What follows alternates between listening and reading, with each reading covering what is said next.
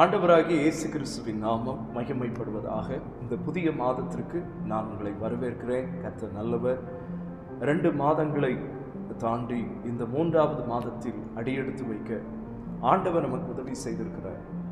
இந்த மாதத்திற்கு கர்த்தர் நமக்கு தருகிற நினைப்பூட்டுகிற ஒரு வசனம், வாக்குத்தத்தம் என்னவென்றால் 1 கொரிந்தியர் 15வது அதிகாரம் 58வது வசனம். அதனுடைய மத்திய பகுதி, கர்த்தருக்குள் நீங்கள் படுகிற பிரயாசம் விருதாவாயிராதென்று அறிந்து.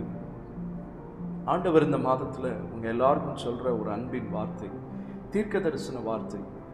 கர்த்தருக்குள் நீங்கள் பட்ட பிரயாசங்கள் எல்லாம் பலனாய் இந்த நாட்களில் வரப்போகிறது. அது என்ன? கர்த்தருக்குள் உங்களுடைய ஜெபம், கர்த்தருக்குள் நீங்கள் படுகிற பிரயாசம், உங்களுடைய உபவாசம், கண்ணீர், பரிசுத்தத்திற்காக நீங்கள் எடுக்கிற முயற்சிகள், வருகைக்காக நீங்கள் எடுக்கிற முயற்சிகள், ஊழியத்திற்காக நீங்கள் எடுக்கிற முயற்சிகள், அழிந்து போகிற ஆத்துமாக்களை எப்படியாகிலும் ஆண்டவருக்குள்ள கொண்டு வரணும்னு ஆதங்கப்பட்டு நீங்கள் ஜெபிக்கிற ஜெபங்கள், கிரியைகள், உங்கள் குடும்பத்தில் இன்னும் ஆண்டவருடைய அன்பை அறியாதவர்கள் இருந்தால் அவர்களுக்காக ஒருவேளை அவர்கள் ஆலயத்திற்கு வராமல் இருக்கலாம், அல்லனா ஆண்டவரை அறியாதவர்களாக இருக்கலாம், உங்கள் பிள்ளைகளாக இருக்கலாம், உங்கள் குடும்பத்தில் உள்ளவர்களாக இருக்கலாம்.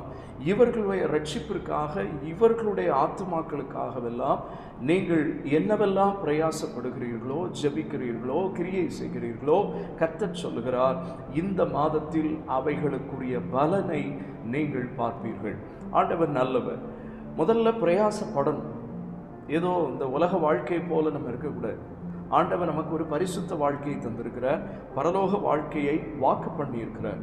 இந்த உலகம் நமக்கு தற்காலிகமானது தான். அநேகர் இன்னைக்கு எப்படி இருக்கிறாங்கன்னா, இந்த உலகத்தில் நல்லா வாழ்ந்தா போதும், இந்த உலகத்தில் ஹாப்பியாக இருந்தால் போதும், இந்த உலகத்தில் சந்தோஷமாக இருந்தால் போதும், இந்த உலகத்தில் சமாதானமாக இருந்தால் போதும், இந்த உலகத்தில் கடன் இல்லாமல் வாழ்ந்தால் போதும். அதெல்லாம் தேவைதான், அது மட்டுமே இல்லை கிறிஸ்தவ வாழ்க்கை. ஒரு வசனம் ரொம்ப தெளிவாக இருக்குது. கடந்த நாட்களில் எங்கள் ஆராதனையில் கூட சொன்னேன். இம்மைக்காக மட்டும், அதாவது இந்த உலகத்தில் வாழ போகிற ஒரு 80 வருஷம் 90 வருஷத்துக்காக மட்டும் ஒருத்தங்க தங்களுடைய ஆதாயத்தை நிறைவேற்றி கொள்ள கடவுளை தேடுவார்களானால் அவர்களைப் போல பரிதபிக்கப்பட்ட ஜனங்கள் வேற யாரும் இல்லைன்னு வசனம் இருக்கு. நல்லா கவனிங்க. நம்முடைய வாழ்க்கை இங்கே இல்லை, இங்கே ட்ரெயின் ஆகி பரலோகத்துக்கு போகணும். பரலோகத்தினுடைய சிந்தை நமக்குள்ளே வரணும். அப்போ தான் இந்த பூமியில் வாழ்கிற நாட்களில் கர்த்தருக்குள் பிரயாசப்படணும்னு தோணும். கர்த்தருக்குள், இந்த வார்த்தை ரொம்ப முக்கியம். நீங்கள் படுற எல்லா பிரயாசமும் அப்படி இல்லை. கர்த்தருக்குள் நீங்கள் படுகிற பிரயாசம் விருதாவாயிராது என்று அறிந்து அப்படின்னு இருக்கு. ஆண்டவர் நல்லவர். நான் சற்று வேகமாய் சில கருத்துக்களை சொல்ல விரும்புகிறேன். நல்லா கவனிங்க. நீங்கள் எப்போ ஜெபத்தில் உட்கார்ந்தாலும், உபவாசிக்க உட்கார்ந்தாலும், அல்லனா ஒரு ஆத்மாவை ஆதாயம் பண்ணணுங்கிற ஒரு ஆதங்கத்தோடு நீங்கள் பாரப்பட்டாலும் ஒன்றை புரிஞ்சுக்கோங்க, உங்கள் பிரயாசத்தை கர்த்தர் பார்த்து கொண்டே இருக்கிறார். வெளிப்படுத்தல் 2வது அதிகாரம் 3வது வசனத்தில் ஆண்டவர் எபேசு சபைக்கு சொல்லும் போது இதுதான் சொல்கிறார், நீ சகிக்கிறதையும் உன் பொறுமையையும் உன் பிரயாசத்தையும் நான் அறிந்திருக்கிறேன். கர்த்தருக்குள் நீங்கள் படுகிற பிரயாசம் அது உண்மையானதாக இருந்தால், கர்த்தருடைய பார்வையில் உண்மையாக இருந்தால், நல்ல இந்த வார்த்தையை நோட் பண்ணுங்க. கர்த்தருடைய பார்வையில் என் பிள்ளை உண்மையிலே கிரியை செய்து ஜெபித்து விசுவாசித்து பிரயாசப்படுதுங்கிறது கர்த்தருக்கு புரியும். அப்படி நீங்க இருந்தீங்கன்னா அந்த பிரயாசத்தை ஆண்டவர் பார்த்து கொண்டே இருக்கிறார். அந்த எண்ணம் உங்களுக்கு வரணும். சில காரியங்களை நான் உங்களுக்கு சொல்ல விரும்புகிறேன். சைட் பை சைடா நீங்க நினைக்க வேண்டிய ஒரு காரியம், நான் பிரயாசப்படுகிறேன், எனக்காக கர்த்தர் கிரியை செய்வார். இந்த ரெண்டை, அதை தான் அந்த வசனம் சொல்லுது. என்னுடைய பிரயாசம் உண்மையா இருந்தால், பிரயாசம் ஜெபத்தை பத்தி இங்க போடல, பிரயாசம் அப்படின்னா ஏதோ செய்யணும். அந்த பிரயாசம் உண்மையா இருந்தா, இந்த வசனத்தினுடைய அடிப்பகுதி என்ன சொல்றது? கர்த்தருடைய கிரியைகளில் எப்பொழுதும் பெருகுகிறவர்களாய் இருப்பீர்கள். என் பிரயாசம் உண்மையா இருந்தால் அவர் எனக்காய் பிரயாசப்படுறார். அதான் கர்த்தருடைய கிரியை. அதுக்கு நம்ம என்ன பண்ணணும்? என் பிரயாசம் உண்மையானது, கர்த்தருக்கு பிரியமானதுங்கிறத நீங்க முதல்ல அறியணும். 2வது, உறுதிப்படணும். இந்த பிரயாசத்திற்கு பலன் உண்டு.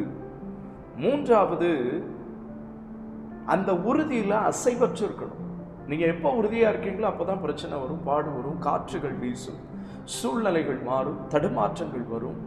ஆலயத்துக்கு போகணுமா வேண்டாமாங்கிற அளவுக்கு பிசாசு உங்களுக்குள்ளே எண்ணத்தை கொடுப்பான், வெளியில் கொடுப்பான். கர்த்தரை இன்னும் தேடணுமா? சின்சியராக தேடினாதான் அந்த உலகத்தில் வாழ முடியுமா? எல்லாருக்கும் வியாதி வருது, எனக்கு வருது, எல்லாருக்கும் பிரச்சனை வருது, எனக்கு வருது. இந்த மனநிலை உங்களுக்குள்ளே இருந்தால் நீங்கள் இன்னும் ஆண்டவருக்குள்ளே வரலன்னு அர்த்தம், ஆண்டவருக்குள்ளே வளரலன்னு அர்த்தம், ஆண்டவருக்குள்ளே வேர் கொள்ளலன்னு அர்த்தம். நல்லா கவனிங்க. காற்றுகள் வீசும்போது உங்கள் ஸ்டாண்டில் நம்ம உறுதியாக இருக்கணும். நீங்கள் உறுதியாக இருக்கணும். நான் பிரயாசப்படுறேன், நான் முழங்கால் போடுறேன், நான் அழுகிறேன், இதற்கான பலனை கர்த்தர் தருவார். அப்படி நீங்கள் ஸ்ட்ராங்காக இருக்கீங்க இல்லையா? அந்த ஸ்ட்ராங், அந்த பலன் அடைகிற வரைக்கும் இருக்கணும். விசுவாசத்தை துவக்குகிறவரும் முடிக்கிறவரும், அதை நீங்கள் ஞாபகம் வச்சுக்கணும். ஒரு காரியம் நடக்கும்னு உங்களுக்குள்ளே இருந்து அவர் போராடி ஒரு விசுவாசத்தை துவக்கி அப்படி உங்களை ஜெபிக்க வைக்கிறார். அப்படியே போயிட்டு இருக்கிற பாதையில் ஏதாவது ஒரு டிஸ்டர்பன்ஸ் வருது, தடைகள் வருகிறது, போராட்டங்கள் வருகிறதுனா அந்த போராட்டத்தின் திசையில் நீங்கள் போயிடக்கூடாது, நிற்கணும்.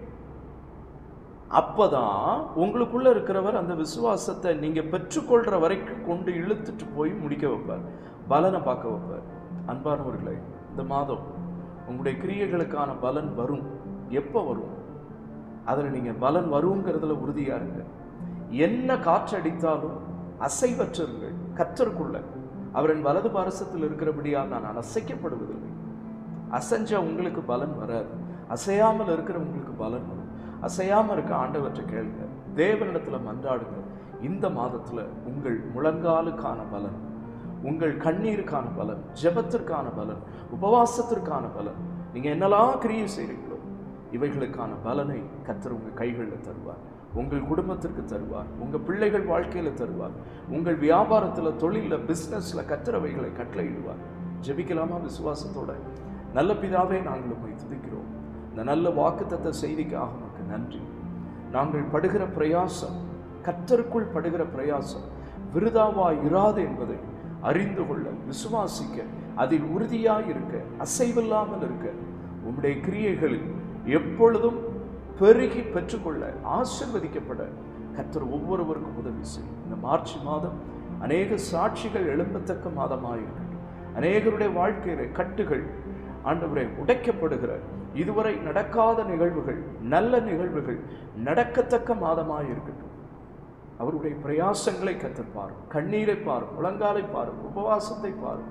அதற்கென்று அவர்கள் எடுக்கிற எல்லா முயற்சிகளையும் கர்த்தர் கவனித்து, நாங்கள் பிரசங்கில வாசிக்கிறோம்ப்பா ஆண்டவரே, எங்கள் பிரயாசத்தினுடைய பலன் நாங்கள் அனுபவிக்கணும்னாலும் உங்களுடைய அனுக்கிரகம் தேவை. அந்த விசுவாசத்தை ஒவ்வொருவருக்கும் கர்த்தர் கட்டளையிடும். நீர் மகிமைப்படும். இயேசுவின் மூலம் வேண்டுகிறோம் எங்கள் நல்ல பிதாவே, ஆமென். பயப்படாதீங்க, சந்தோஷமா இருங்க.